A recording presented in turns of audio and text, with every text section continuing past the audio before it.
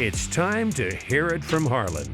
Utah Director of Athletics Mark Harlan takes you behind the scenes with the Utes, the Pac-12 Conference, and collegiate athletics. Now, here's your host, Mike Legasholt. Hi, everyone. Welcome to the March edition of the Hear From Harlan podcast. Coming up on the show, the madness is upon us. The men go out to Vegas for the Pac-12 tournament this week, and the women await an NCAA bid coming up on Sunday. We'll talk about that. March also means the baseball and softball teams can unpack their bags and actually settle in at home. We'll talk to Mark about the home openers for both this week, and also Kaden Carpenter from baseball joins Mark for his one-on-one segment. And in our last segment, we'll talk about some developments with the Crimson Collective app and also website that can help Utah student-athletes.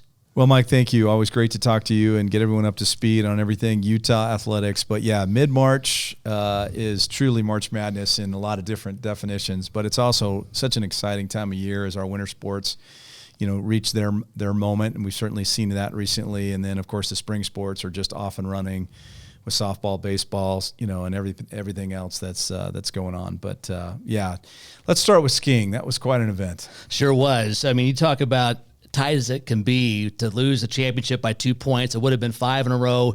Utah led most of the time, but we've seen this in skiing before where one particular day things break a certain way and Colorado comes back and wins, but still a great performance by the Ute men and women over in Colorado this week. Yeah, still taking a deep breath over that. I think Frederick, and we spoke about this. This was a great team all year. But we also knew the challenge that awaited us. We hosted in Park City 2 years ago, and we knew Colorado had this circled at Steamboat. But here's the funny thing. We scored more points this year than we have the last 2 championships. So it goes to show the quality of this championship. And we all tip our hat to Colorado. I think Frederick said it was one of the best days they've ever had in the history of their program. And so it was tough. I mean, to lose by 2 points in a 4-day event, I think I read that it's the equivalent of losing a basketball game 98 to 97.8. And even, Sydney Palmer-Ledger, just an incredible, championship again. She is such an amazing student athlete to win another national championship, finish third. The guys on the 20K on the last day, you put it in air quotes, it all comes down to them. It's a little, unfair. It's like when it all comes down to the kicker, it never really is. It's just right. That's the moment. But they had a great finish, but Colorado just nipped us at the edge, and it'll motivate them. It's a pressure situation for our ski team, and I think we all do a good job of working with them. To finish second is remarkable. To score that many points is remarkable, and so we're so proud of them.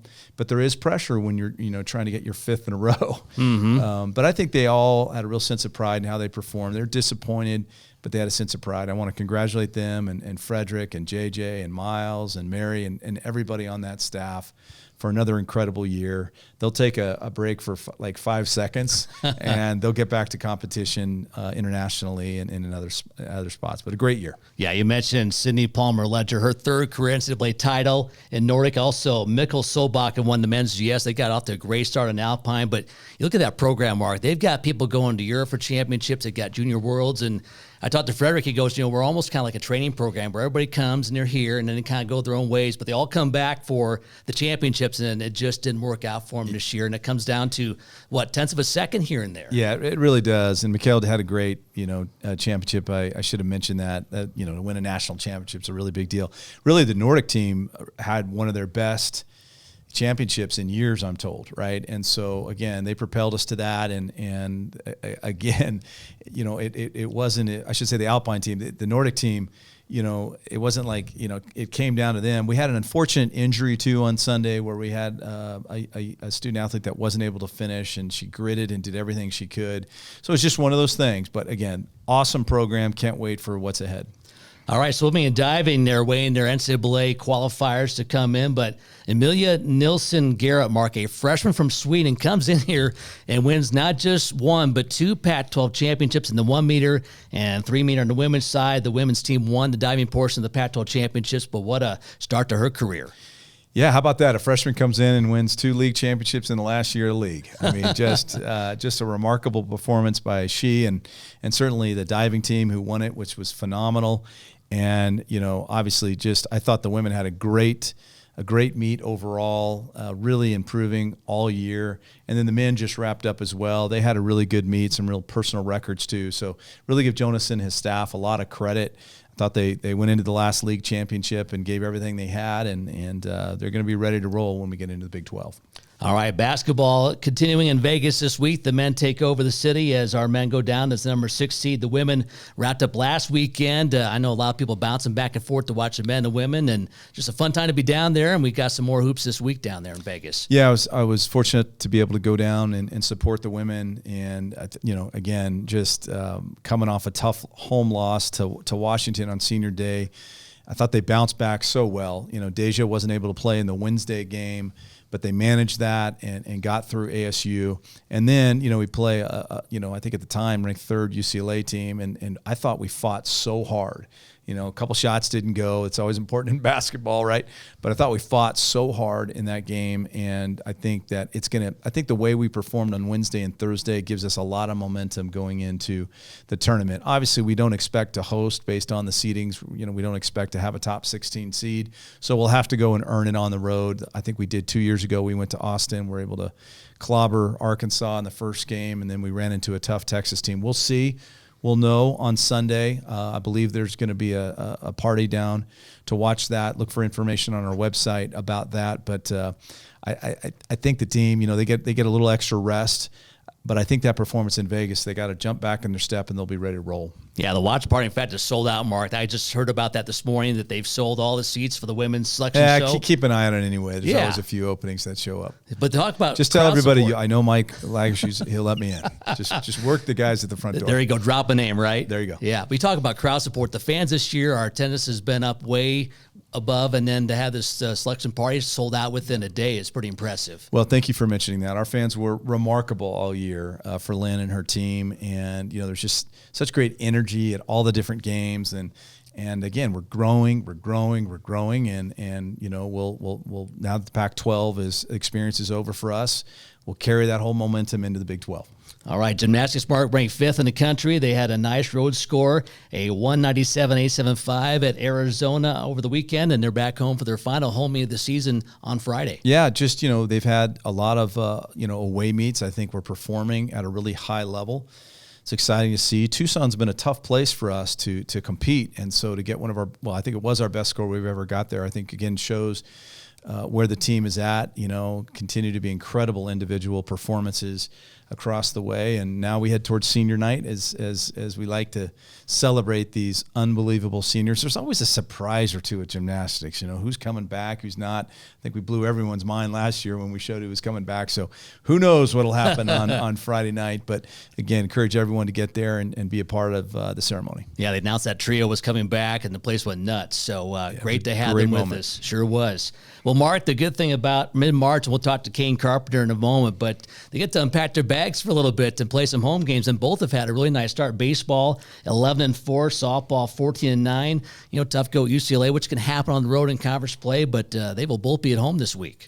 Yeah, Kaden will come in here. We'll get up to speed on baseball, but real proud of their start. I mean, to go 11-4 on the road, that's difficult. I mean, they've been basically gone, and then to end it with a series win at Washington State was a great way to start league play.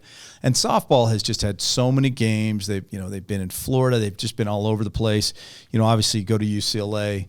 That's a tough place to start. We had an incredibly close game with them on Saturday night, and too bad we didn't get that. We lost in the last inning yet. So they'll bounce back, and again, they get to come home.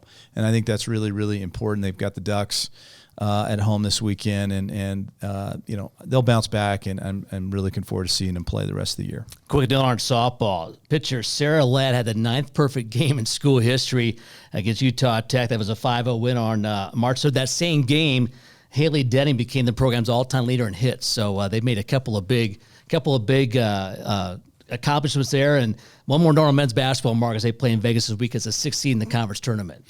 Yeah, well, first of all, let me go back to the perfect game. That's really hard to do. Yes. Let's just make sure. I mean, at this level, to do a perfect game is incredible. So Sarah is just awesome. As far as men's basketball go, tough loss on Saturday up in Eugene.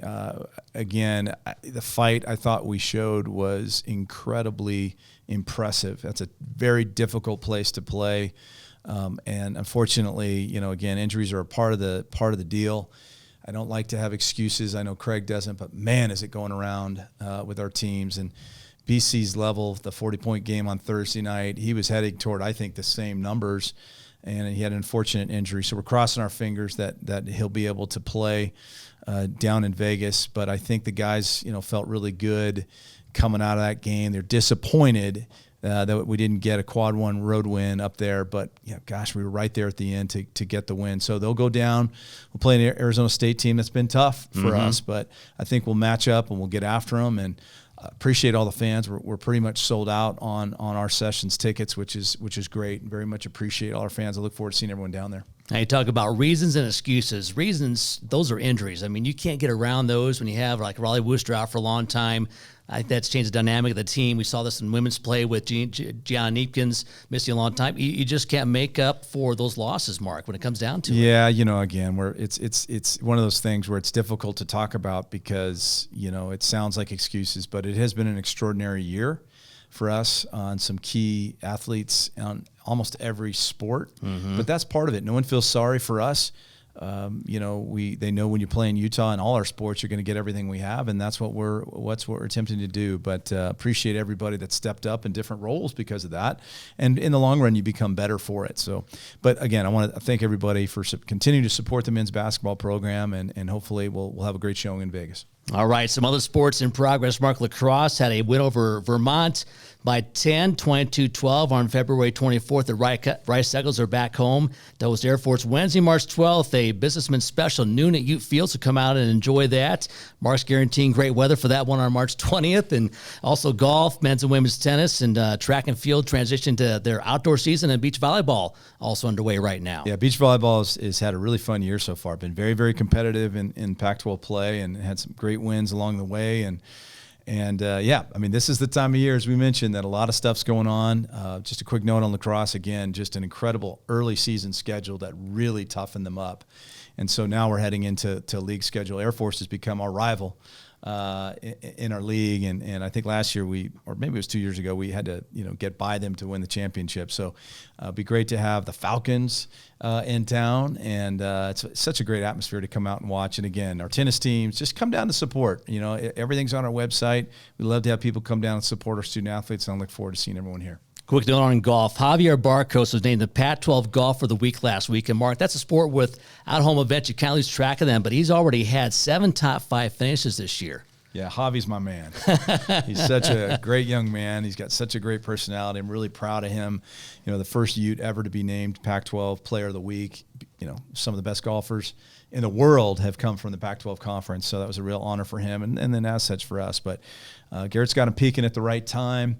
And, they're stuck in a bunch of rain in Northern California right now, so we got to get them home, later tonight. But they're really in a surge kind of rhythm right now. Looking forward to seeing where it all ends up for them. All right, couple of scheduling notes. Beach volleyball is home March 29th and 30th, and also track and field hosts their annual Utah Spring Classic April 6th at the McCarthy Family Track and Field Complex.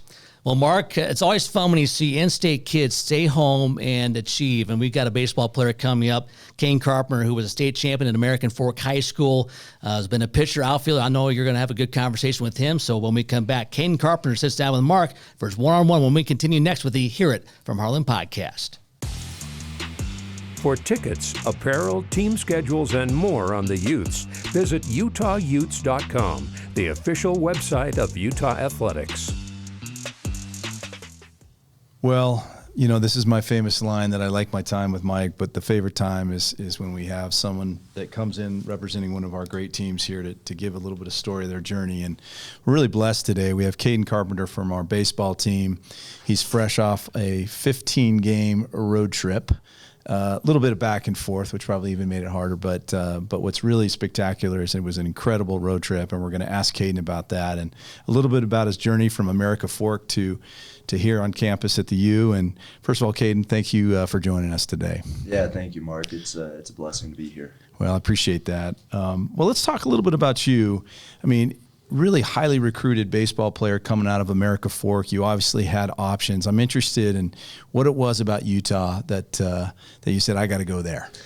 Yeah, so from the beginning, I never had a dream school. And I was always waiting for a coaching staff that I knew was going to put just as much energy and time into my development as I was going to.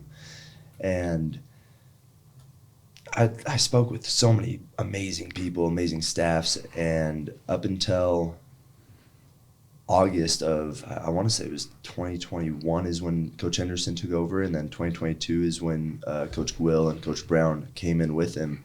I didn't feel that until they got here, and I came on an official visit with them, and we broke down everything that I was interested in, and kind of like the long-term things that we wanted to talk about.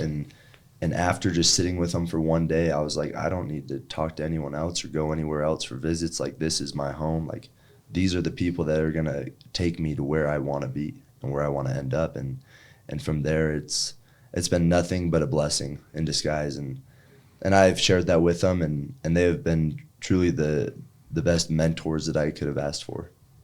Yeah, that's great. And you and I always get a chance to run into each other, sometimes in the cage when I'm down there with my son or just on campus. And of course, you so graciously spoke to our all staff a couple weeks ago about your experience to date and all of that, which we were all so grateful for that.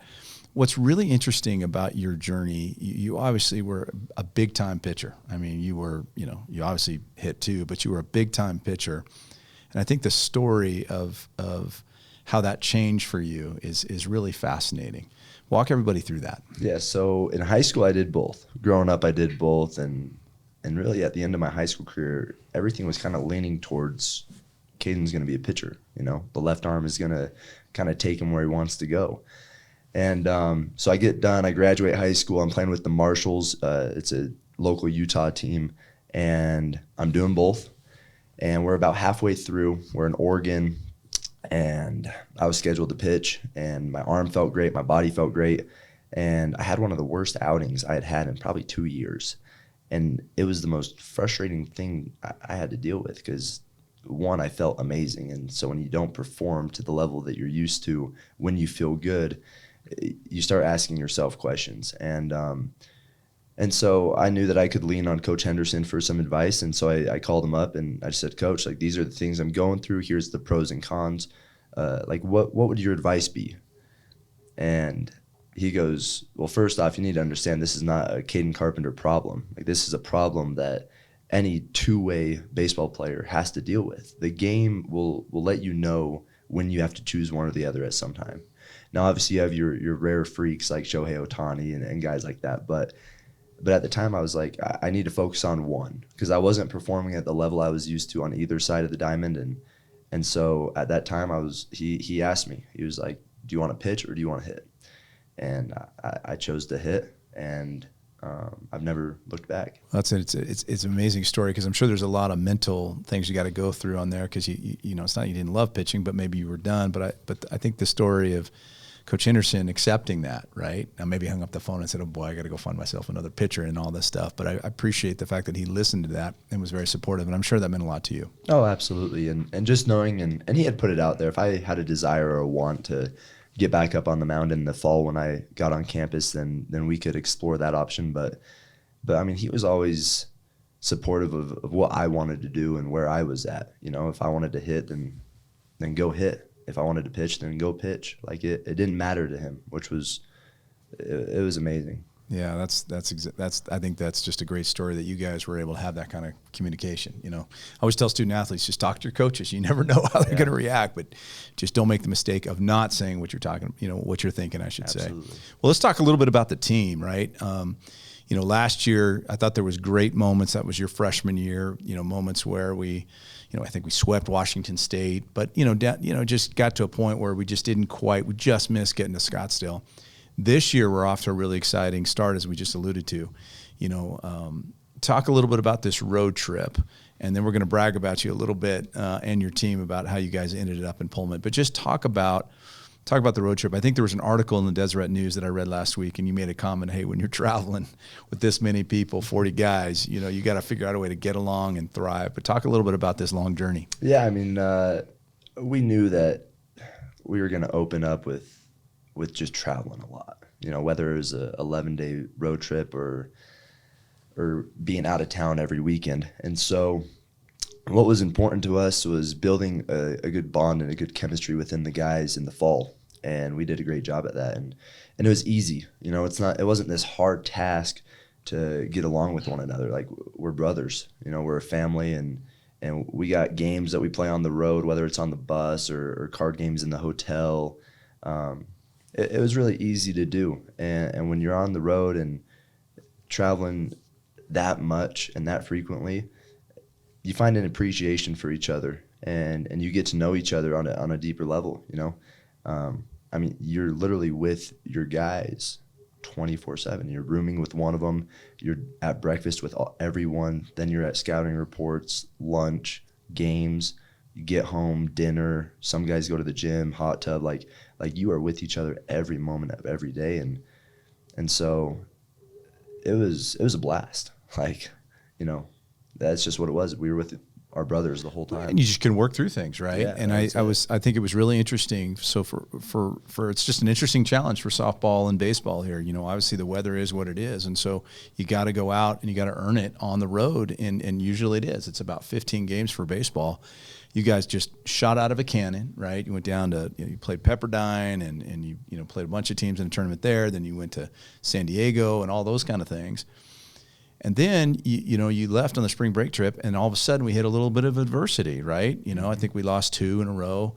I think 3rd in a row, actually, if you talk about the Friday night in Pullman. And, I thought, let's dig in there, because that was it. The adversity finally hit on the trip. You lose 3, and you're up at the Pac-12. You lose the Pac-12 opener, which I'm sure was a downer. Talk how, the team just turned it around in one Saturday and an incredible finish yesterday.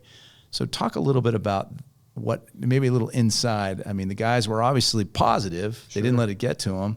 But talk a little bit about how you guys ended the trip in the way you did. Yeah, so like you said, I mean, we start out with a loss on opening night, and then we go on a 9-game win streak. And, I mean, we feel great. The longest since 1980. Yeah. Impressive. And so we feel great. And I think the biggest contribution to that is that this year we have guys that don't dwell on what happens the day before.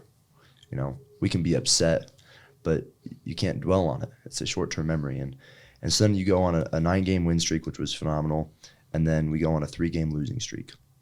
And really, I think guys got a little tight, me included.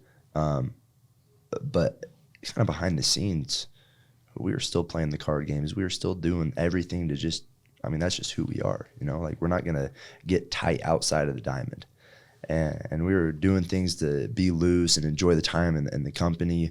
And we had great leadership. Kai Roberts is one of the funnest guys I've ever been around, and he plays the game so freely. He made the comment to the guys when we were facing a little bit of adversity.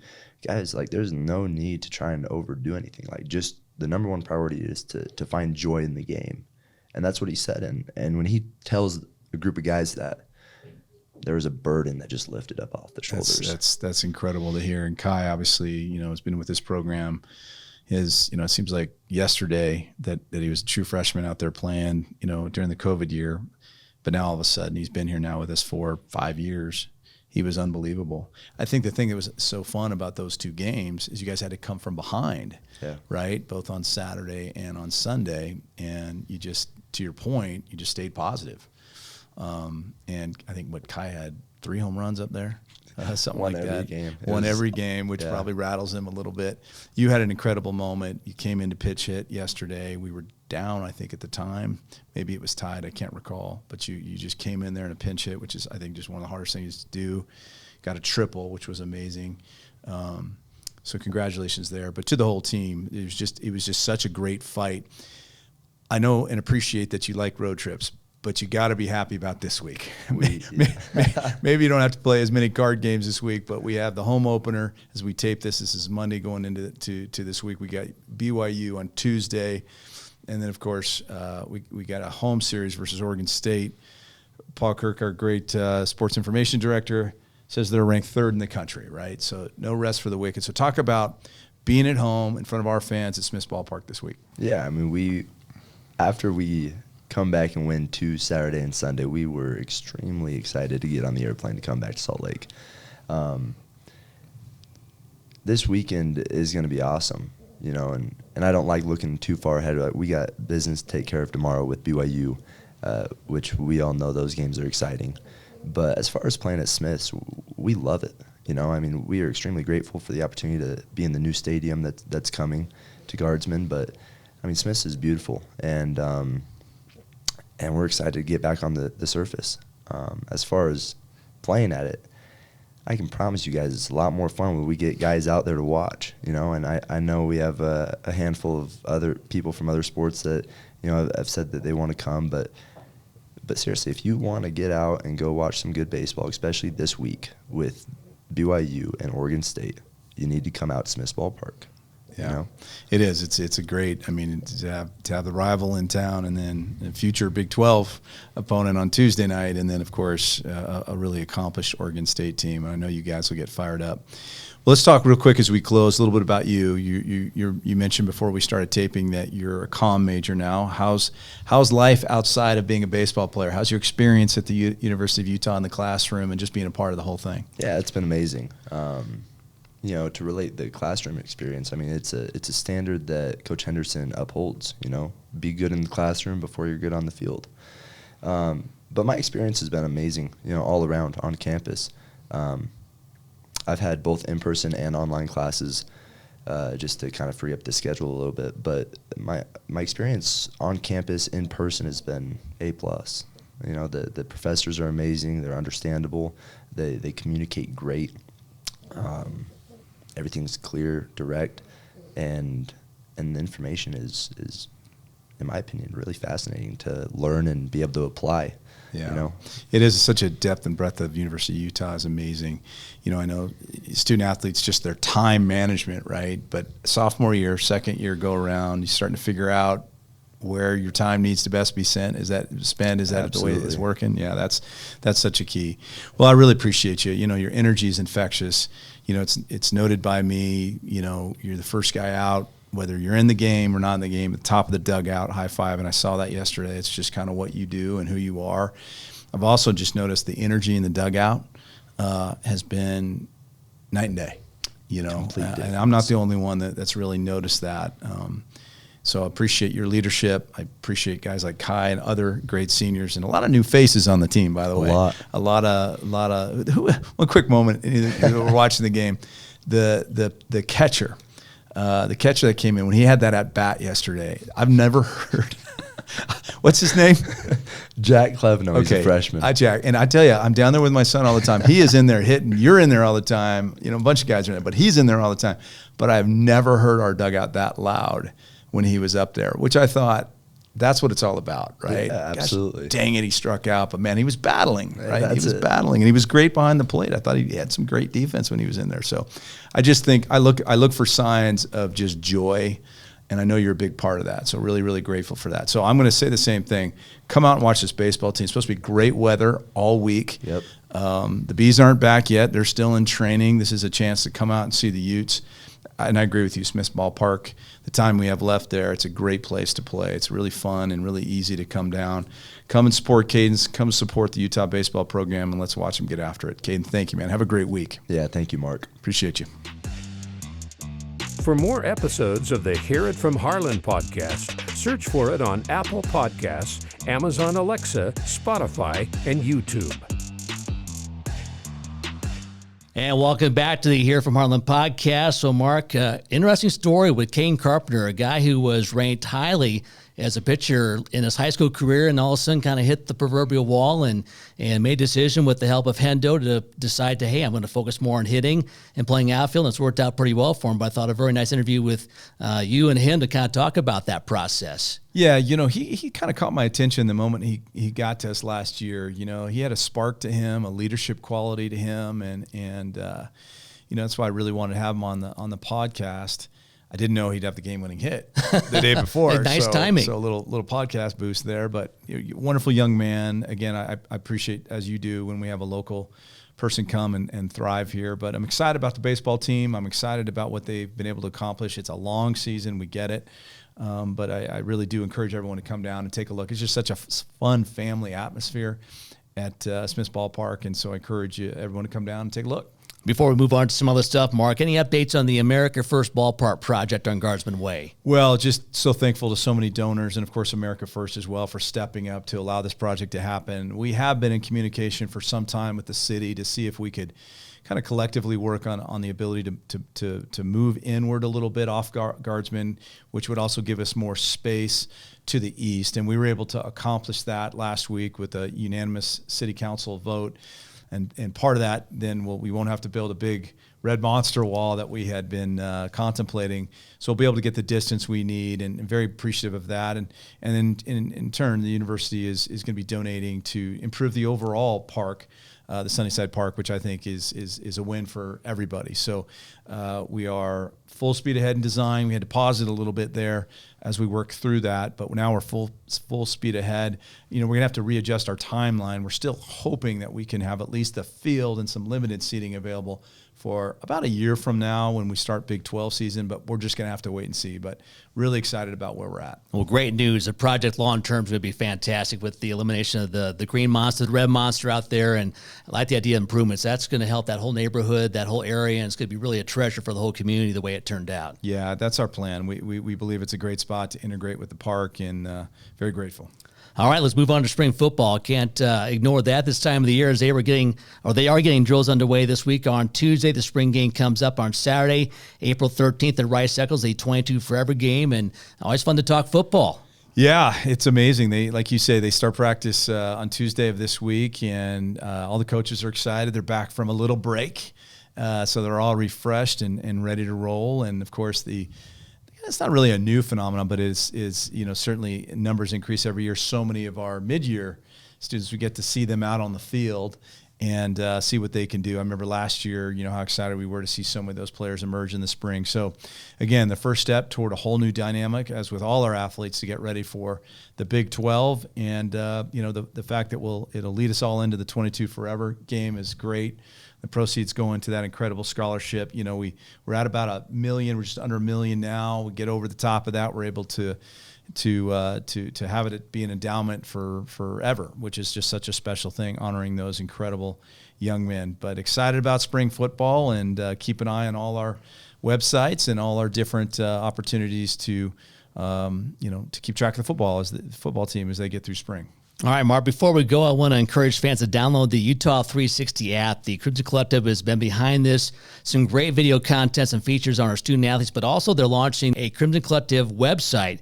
It's at crimsoncollective.com. And for fans who are wondering, how do I get involved in NIL? I can't give 4- or 5-figure gifts, but I want to get involved. This is a way to sign up for a subscription membership to contribute to the fund.